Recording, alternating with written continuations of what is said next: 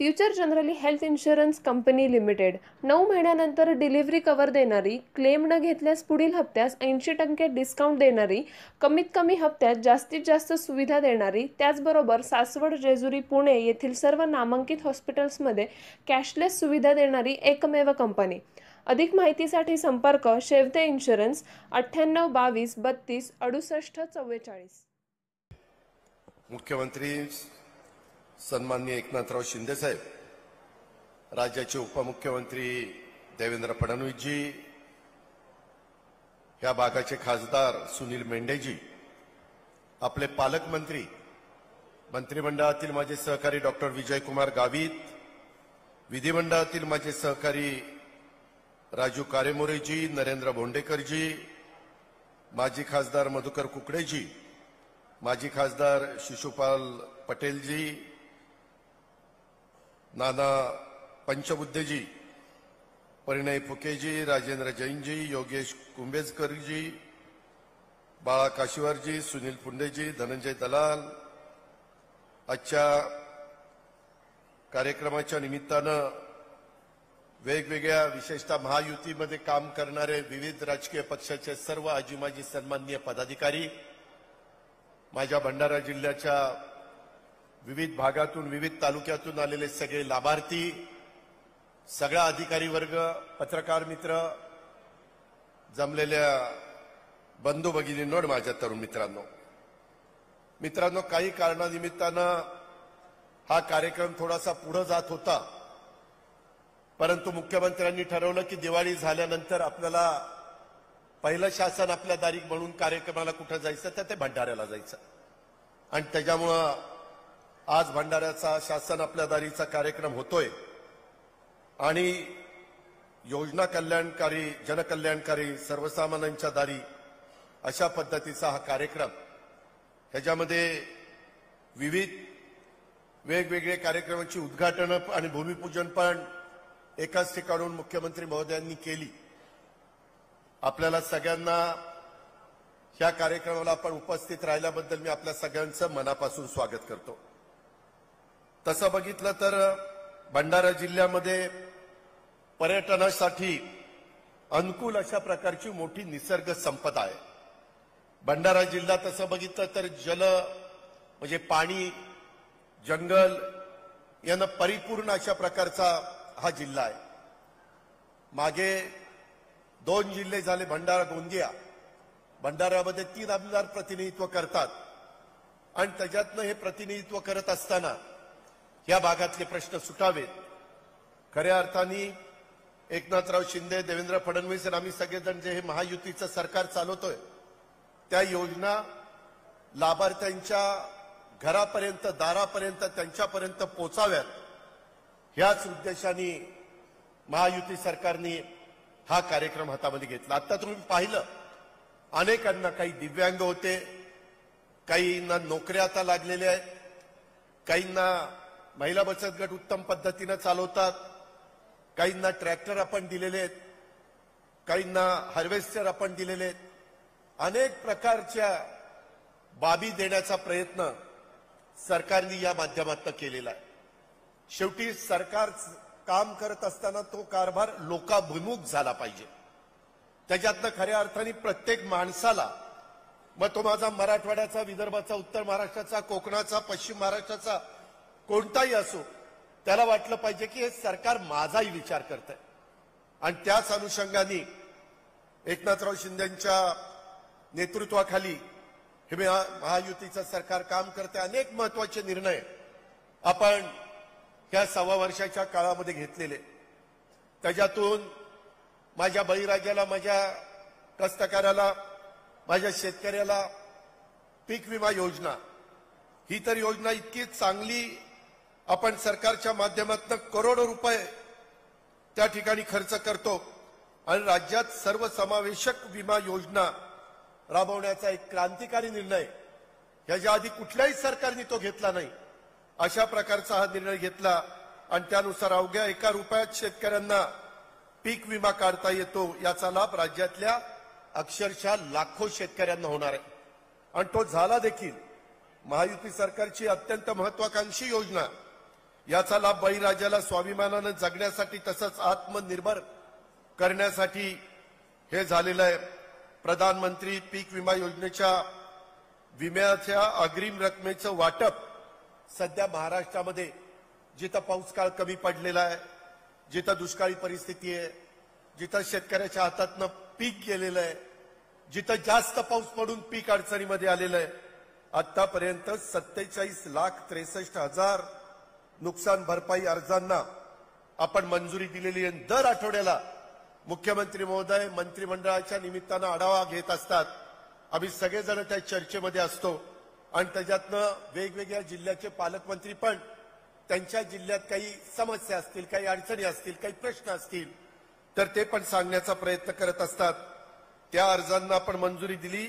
1,954 कोटी रुपयाचं वाटप आपण महाराष्ट्रामध्ये विविध भागात करतोय आणि त्याच्यातले 965 कोटी रुपयाची रक्कम तर ऑलरेडी आजपर्यंत शेतकऱ्याला देण्यात आलेली उर्वरित रकमेचं देखील वाटपाचं काम त्या बाबतीमध्ये सुरू आहे.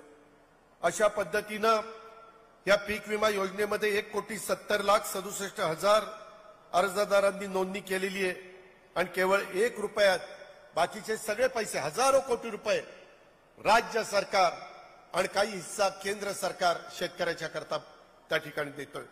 कारण आम्हाला माहिती आहे, आम्ही पण मूळ शेतकरी आहोत. शेतकऱ्याचा एखाद्या वर्षी शेती अडचणीत आली तर पुन्हा त्याला अडचणीत बाहेर काढण्याच्या करता काही काळ लागतो आणि त्याच्यातनंच तो खचतो, त्याच्यातनंच तो नाउमेद होतो. कधी कधी आमचा शेतकरी आत्महत्येच्या पर्यंत विचार करतो आणि त्याच्यातनं कुटुंब उद्ध्वस्त होतं. आणि म्हणून हे होऊ नये म्हणून 0% व्याजाने पीक कर्जाचा पुरवठा करण्याचा निर्णय पण राज्य सरकारने त्या ठिकाणी घेतला. अशा पद्धतीनं जवळपास आपण मोठ्या प्रमाणावर या बाबतीमध्ये काम करतोय. पीक विम्याचा जो हप्ता झाला त्याच्यामध्ये 8,016 कोटी रुपयाचा हप्ता आपण त्या ठिकाणी दिलेला आहे. त्याच्यातला पहिला हप्ता जवळपास 3,050 कोटीचा हा देखील देण्याचं काम झालं. जे नियमित परतफेड करतात त्यांना 50,000 रुपये प्रोत्साहनपर अनुदान देण्याचा निर्णय पण या राज्य सरकारने घेतला. त्याच्यामध्ये कधी कधी काही भागात पूर येतो. मध्ये आपल्या नागपूर पण शहरामध्ये अचानक पूर आला आणि खूप जणांचं नुकसान झालं. इतरही भागामध्ये कधी कधी होतं. आपल्या भंडाऱ्याला पण त्याचा फटका बसतो आणि पुराचं पाणी घरात शिरल्यामुळे नुकसान झालेल्या प्रकल्पग्रस्तांना पूर्वी प्रति कुटुंब 5,000 रुपयाचं सानुग्रह अनुदान दिलं जात होतं. परंतु यंदा मुख्यमंत्र्यांनी महायुती सरकारने त्याच्यामध्ये वाढ केली आणि पूरग्रस्तांना 5,000 रुपयाच्या ऐवजी प्रति कुटुंब ताबडतोब 10,000 रुपयाची मदत करण्याचा निर्णय देखील त्या बाबतीमध्ये घेतला. नेहमीच कसलाही प्रकारचा प्रसंग आला, अतिवृष्टीचा असू द्या, त्याच्यामध्ये अवकाळी पावसाचा असू द्या, दुष्काळाचा असू द्या, भूकंपाचा सारखं नैसर्गिक संकट असू द्या, या परिस्थितीतनं नुकसान झालेल्या शेतकरी आणि नागरिकांच्या पाठीशी राज्य सरकार भक्कमपणे उभं राहतं. बाधितांना मदत करण्याच्या सरकार नेहमीच हे सरकार कटिबद्ध असतं. त्याच्यामध्ये एनडीआरएफ आणि एसडीआरएफचे नॉर्म जे आहेत ते देशात वेगळे आहेत. त्याच्या दुप्पट मदत करण्याचं काम या महायुतीच्या सरकारच्या माध्यमातून होतं. साधारण आमचा प्रयत्न महाराष्ट्राचा विकास हाच अजेंडा ह्या सरकारचा आहे.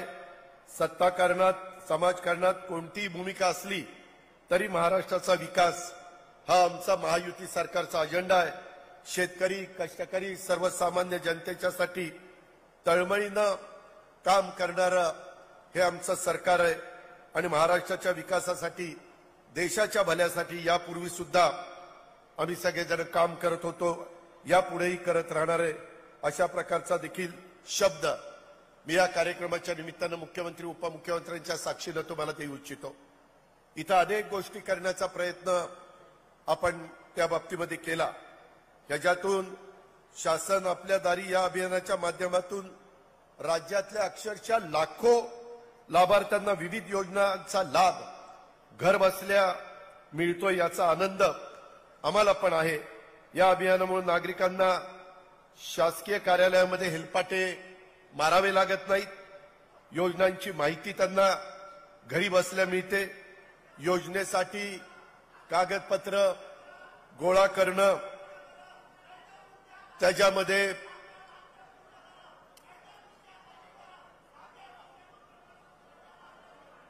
शांत बसा असे कोणतरी विरोधक पाठवतात एखाद दुसरा आणि गालबोट लावण्याचा प्रयत्न करतायत.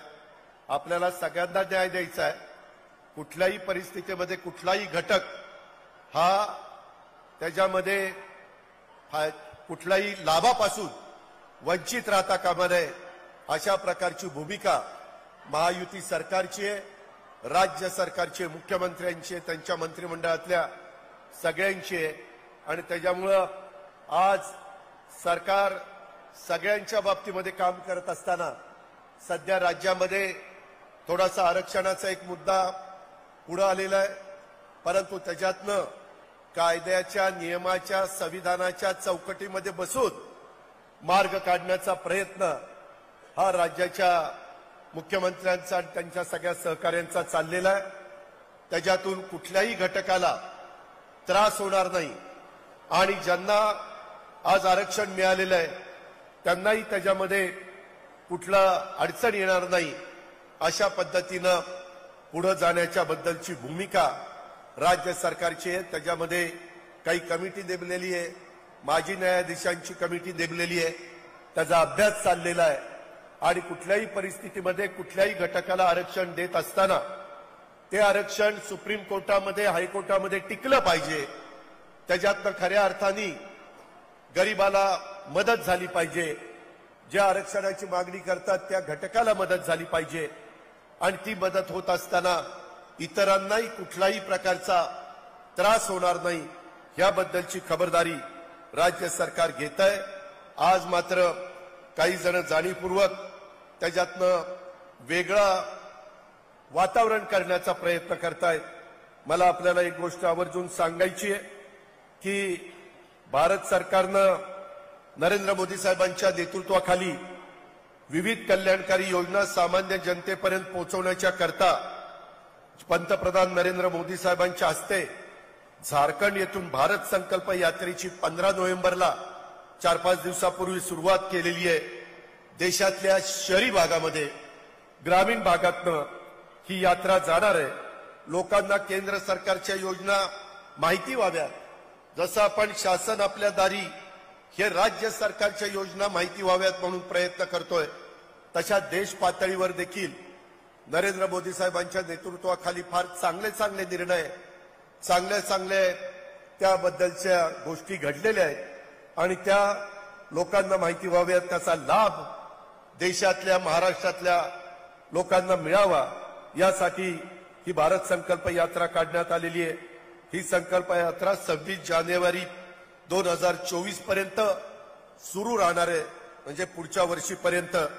आणि त्याचा महाराष्ट्रातल्या योजनांच्या बरोबरच केंद्र सरकारच्या योजनांचा सुद्धा आपण सर्वांनी लाभ घ्यावा अशा प्रकारचं आव्हान देखील मी या कार्यक्रमाच्या निमित्तानं आपल्या सर्व सहकारी मित्रांना करू इच्छितो. इतर पण वेगवेगळ्या प्रकारे आपल्या जिल्ह्यातले प्रश्न आहेत. तुमसरला धान किंवा बावनथाडी प्रकल्प आपण केला, त्याच्यातनं तिथं आर्थिक सुबत्ता आणण्याचा प्रयत्न आपला चाललेला आहे. मोहाडीला कोसा कापड हे अतिशय चांगल्या पद्धतीनं तो कार्यक्रम तिथं होत असतो. भंडाऱ्याची पितळी भांडी उभ्या महाराष्ट्रामध्ये लोकप्रिय आहेत. लाखनीला भुगाव मेंढा विदर्भाची पंढरी म्हणून ओळखली जाते, हे एक अतिशय महत्वाचं ठिकाण आपल्याकडे आहे. साकोलीला नागझिरा अभयारण्य आणि पवनीला गोसीखुर्द धरण, ज्याचा 2.5 लाख हेक्टरला फायदा होतोय. भंडारा, चंद्रपूर, गडचिरोली, नागपूर या जिल्ह्यांना त्याचा फायदा होतोय. लाखांदूरचा तलाव, अशा प्रकारे निसर्गाने देखील खूप काही देण्याचा प्रयत्न आपल्या ह्या जिल्ह्याच्या करता केलेला आहे. भंडाऱ्याला नेहमी अतिवृष्टीचा त्रास होतो, त्याच्याकरता आपण रिंग रोडचं पण काम त्या बाबतीमध्ये हातामध्ये घेतलेलं आहे. मधल्या काळामध्ये जसा मुंबई नागपूरला जोडणारा समृद्धी महामार्ग केला गेला, मध्ये मुख्यमंत्र्यांनी, उपमुख्यमंत्र्यांनी, आम्ही सगळ्यांनी येत्या काळात समृद्धी महामार्ग भंडारा आणि गोंदियापर्यंत वाढवण्याचा निर्णय देखील घेतलेला आहे. लवकरच त्याचा टेंडर निघणार आहे आणि कुठेही तुम्ही पहा नरेंद्र मोदी साहेबांच्या नेतृत्वाखाली मग अमित शाह साहेब असतील, नितीन गडकरी साहेब असतील, हे सगळे देश पातळीवर काम करत असताना पूर्वी कधी देशातले किंवा महाराष्ट्रातले राष्ट्रीय महामार्ग एवढे चांगले नसायचे. इतके चांगले राष्ट्रीय महामार्ग आता आपल्या देशात झालेले, तर त्याच्यात सगळ्यात जास्त झुकतं माप हे विदर्भाला मिळालेलं आहे. आणि त्याचा निश्चितपणे विदर्भामध्ये विकास होण्याच्या दृष्टिकोनातनं, कारखानदारी येण्याच्या दृष्टिकोनातनं, इथं आर्थिक सुबत्ता येण्याच्या करता त्याचा फायदा झाल्याशिवाय राहणार नाही. माझी तुम्हाला दुसरी विनंती आहे की महत्वाची धरणं इथं असताना आपल्याला धानाबरोबर काही नगदी पिकं घेण्याची गरज आहे. कृषी विभाग त्याच्याकरता मार्गदर्शन करायला तयार आहे. पण माझी विनंती आहे की वर्षानुवर्ष 30 पिकं घेऊन, आम्ही पण पश्चिम महाराष्ट्रामध्ये पूर्वी आमच्या आजोबांच्या काळात वेगळी पिकं घेत होतो, वडिलांच्या काळात बदल झाला, आमच्या काळात आणखीन बदल झाला. त्याच्यातनं काय साधारण लोकांची मागणी आहे, ग्राहकाला काय पाहिजे, ती फळं, तो भाजीपाला, ती फुलं, ते धान्य आपण जर तयार करू शकलो तर त्याच्यातनं शेतकऱ्याला पण जास्तीचा फायदा होण्याच्या करता मदत होते. आणि त्याच्यामुळे आज आपल्या जिल्ह्यामध्ये मुबलक पाण्याची उपलब्धता असताना पश्चिम महाराष्ट्राच्या धर्तीवर या भागामध्ये देखील नगदी पिकांची लागवड करून शेती आणि शेतकऱ्याच्या विकासासाठी हे महायुतीचं सरकार प्रयत्नशील आहे. ही पण बाब आपण सगळ्यांनी लक्षात घ्यावी. आपल्या शेजारी गोंदिया जिल्ह्यात पण खासदार प्रफुल्ल पटेल साहेबांच्या प्रयत्नातनं विमानतळ झालेला आहे, प्रवासी विमान सेवा देखील सुरू झालेली आहे.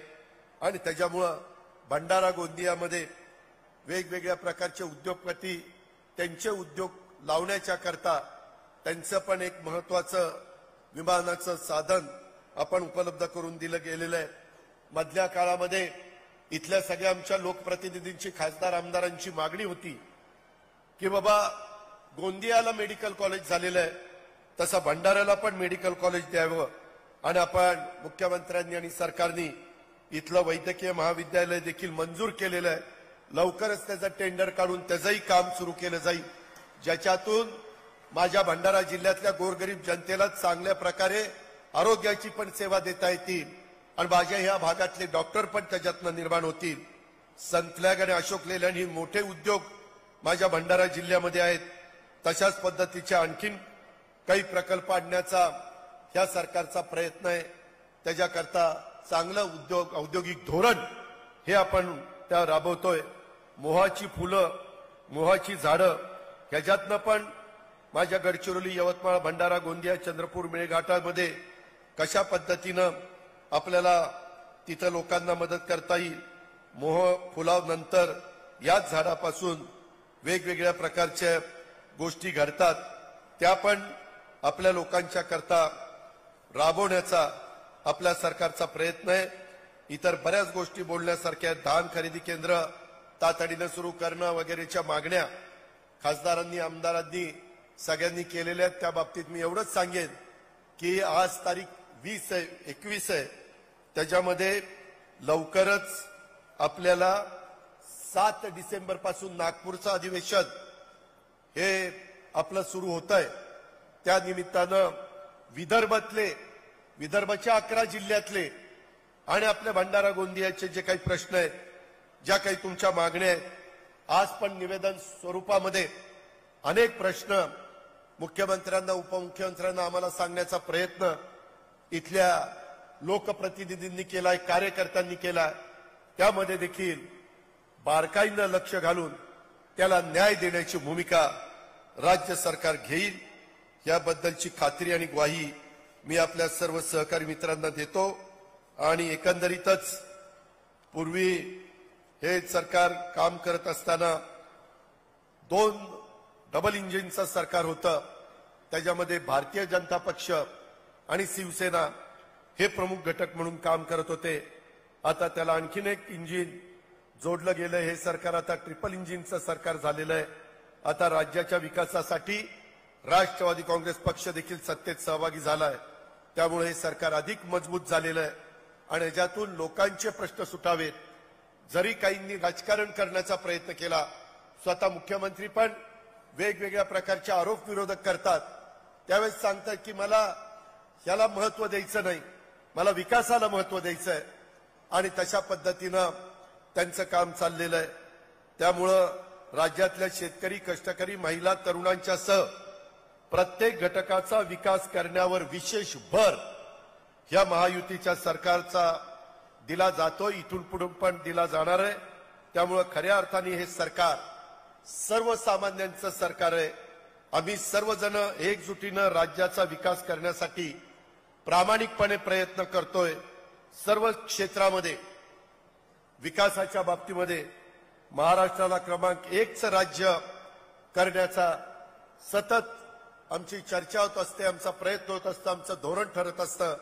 आणि सरकारच्या या विकासाच्या कामाला जनतेची देखील साथ हवी आहे, तुमचे देखील वडीलधाऱ्यांचे आशीर्वाद हवेत, तुमच्या देखील आया बहिणींचा पाठिंबा हवाय, तरुण तरुणींचं सहकार्य हवंय, ते आपण सगळ्यांनी द्यावं, अशा प्रकारचं आव्हान मी आजच्या कार्यक्रमाच्या निमित्तानं आपल्या सगळ्यांना करतो. आणि आपण पुन्हा एकदा मोठ्या संख्येने उपस्थित राहिल्याबद्दल आणि ज्यांना ज्यांना लाभ आज लाभार्थी म्हणून मिळालेला आहे, त्या गोष्टीचा फायदा स्वतःचा संसार मार्गी लावण्याच्या करता, स्वतःचा प्रपंच चांगला करण्याच्या करता, आपल्या मुलाबाळांच्यावर चांगले संस्कार करण्याच्या करता, आपल्यामध्ये एक समृद्धी येण्याच्या करता, सुख येण्याच्या करता, ह्या सगळ्याचा वापर आपण करावा, असं आव्हान आपल्याला सगळ्यांना करतो आणि आपल्या सगळ्यांची रजा घेतो. जय हिंद, जय महाराष्ट्र.